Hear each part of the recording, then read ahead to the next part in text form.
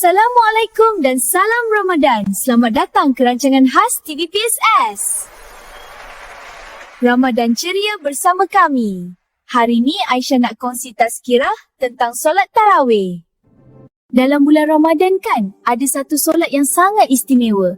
Biasanya kita buat lepas solat Isyak. Apa nama solat tu? Cuba kawan-kawan teka. Betul tu, namanya solat tarawih.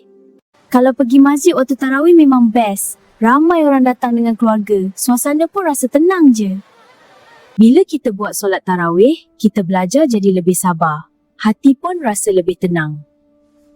Ramadan ni sebenarnya latihan untuk diri kita. Bukan setakat tahan lapar je, tapi belajar jadi orang yang lebih baik.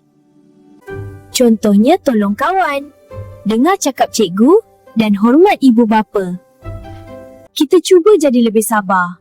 Cakap dengan orang pun lebih lembut dan cuba buat banyak kebaikan. Kalau nampak kawan perlukan bantuan, kita tolong dia. Perkara kecil macam ni pun sangat baik.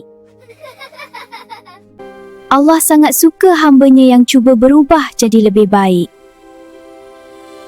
Kadang-kadang benda baik tu nampak kecil je. Contohnya senyum dekat kawan atau bagi salam. Tips Aisyah hari ni mudah je. Cubalah pergi solat tarawih dengan keluarga. Kalau penat sikit tak apa, kita mula perlahan-lahan. Bila kita selalu buat amalan baik, kita akan jadi anak yang baik. Ingat ya, Ramadan ni peluang untuk kita jadi lebih baik.